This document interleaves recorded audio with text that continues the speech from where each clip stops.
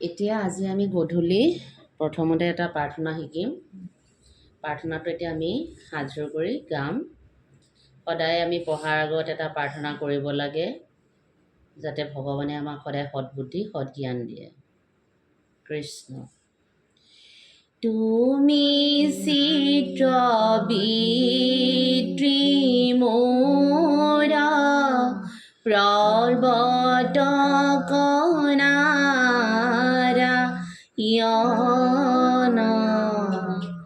তুমি নাথ মই নাথ অন্ত চৰণ ছত্ৰৰ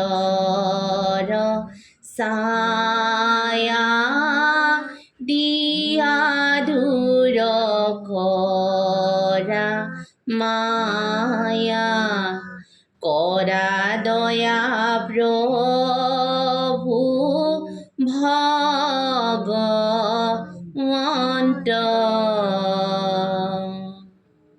তুমি মোৰ অন্তৰ্যামী, তজু ভিত্য ভৈলো আমি, জানি কৃপা কৰা হৃষিকেশ,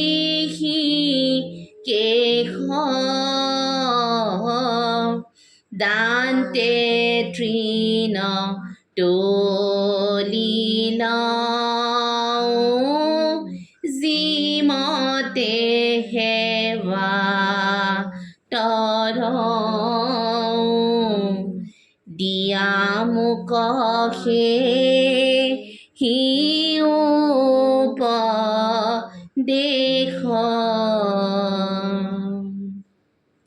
তুমি ভক্ত কল্পতৰু, বাহিৰে ভিতৰে গুৰু, তুমি বিনে নাহি মোৰ আৰু কৃপা কৰা হে হৰি চৰণত ৰক্ষা কৰি, দিয়া মোক সেৱাৰ সহাৰ। নাজানো আবাহন,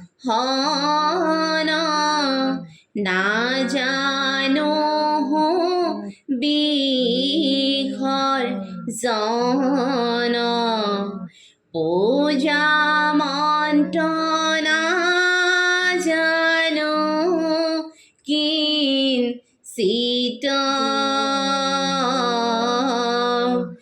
এতেকে পৰমেশ্বৰ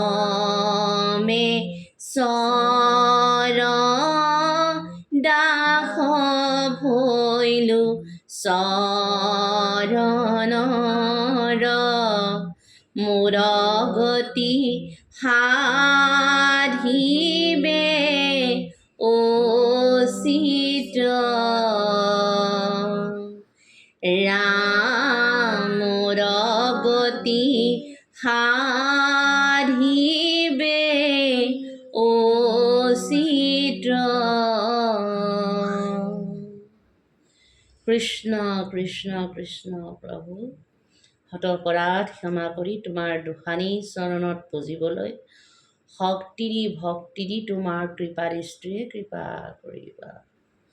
ওম নমো ভগৱতে বাসুদেৱায়, ওম নমো ভগৱতে বাসুদেৱায়, ওম নমো ভগৱতে বাসুদেৱায়।